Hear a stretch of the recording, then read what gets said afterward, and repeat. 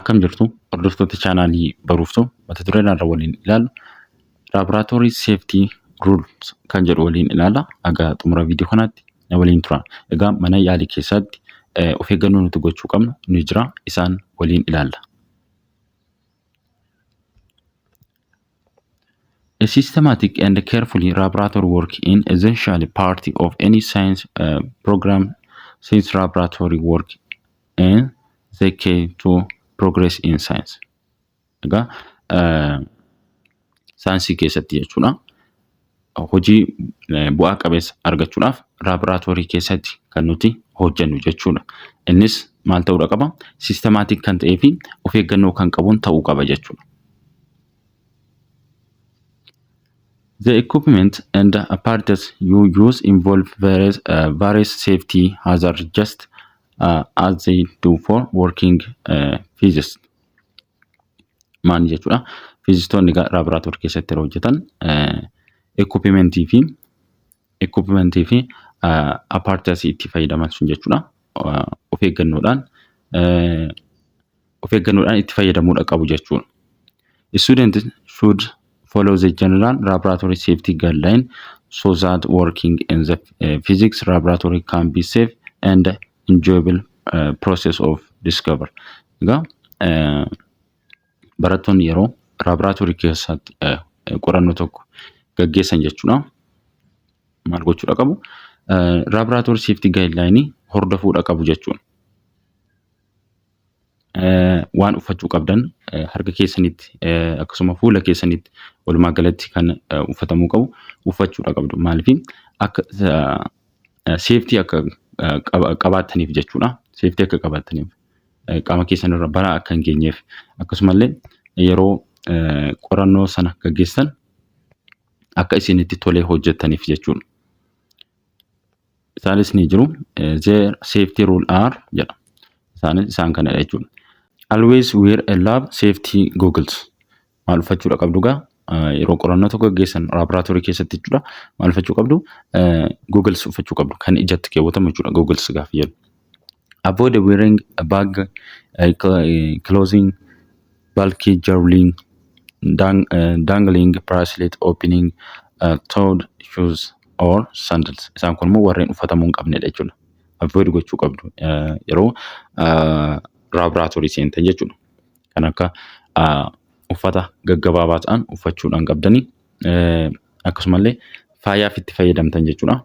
Miidhaginaaf kan itti fayyadamtan kan akka harka keessan irratti wanta godhamu jechuudha. Isaan kana godhachuu hin qabdanii. Morma keessan irrattis ta'uu danda'a. Isaan kana godhachuu hin qabdan jechuudha. Akkasumallee kopheewwan banaa ta'an isaan kana kaawwachuu hin qabdan. Kan akka sandals fa'a. Kopheewwan luka keessan guutummaatti haguugan uffachuudha qabdu jechuudha. Never work alone in laboratory. Egaa laboratory keessatti kophaa keessan hojjechuu hin qabdan jechuudha. Qorannoo gaggeessitan sun hojjechuu hin qabdan kophaa keessan. Isin bira jiraachuudha qaba namni jechuudha. Only books and notebooks needed for the experiment should be in the lab. Egaa waan barreeffatan yoo jiraate ta'e maanni notebookii fayyadamtu. Kan isin barbaachisu gaa maalla? Bookii fi notebookiidha. Kan irratti barreessanii fi kan irraa dubbistanidha. Experimentii yeroo gaggeessan, yaalii tokko yeroo gaggeessan isaan kana isin barbaachisa jechuudha. Meeshaalee kanneen biroo kan laboratoriin ala seentaniif galuun hin barbaachisu jechuudha. Read about the experiment before entering the lab. Egaa maal gochuudha qabdu? Waa'ee experimentii sana, waa'ee yaalii sana gadi fageenyaan baruudha qabdu dura, dubbisuudha qabdu jechuudha. Osoo gara experimentiitti seenii, osoo gara yaaliitti seenii maalummaa isaa baruu qabdu gadi fageenyaan dubbistanii jechuudha kitaabarraa. Do not eat, drink, apply cosmetic or chew gum in the laboratory.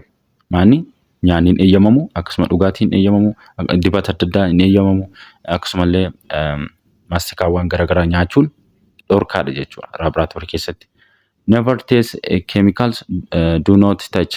Keemikaalota achi keessa jiran jechuudha. Laaboraatoorii keessa test gochuun dhandhamuun hin danda'amu, tuquun hin danda'amu jechuudha.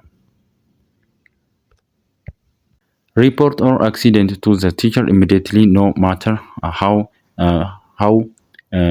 minor. Maanni balaan tokko yoo qaqqabe yookiin wanti tokko achi keessatti yoo ta'e xiqqaas haa ta'u guddaa balaan sun jechuudha barsiisaa keessaniif himuudha qabdu, report gochuudha qabdu jechuudha.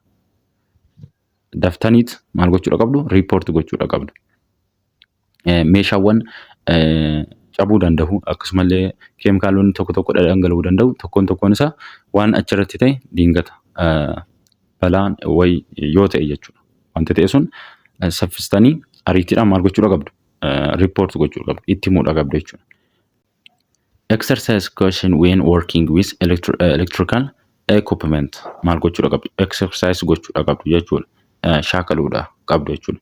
Performing only those experiments authorized by the teacher. Egaa yaalii isin gaggeessitan jechuudha.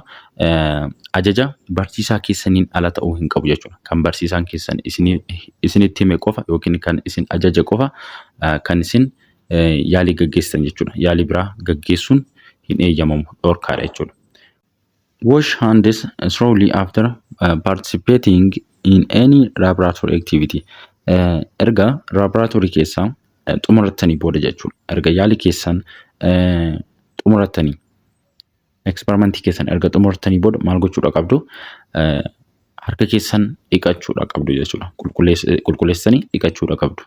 Isaan kun maanni warreen amma ilaalaatii turre hundi isaanii kun of eeggannoo mana yaalii keessatti gochuudha qabnudha jechuudha.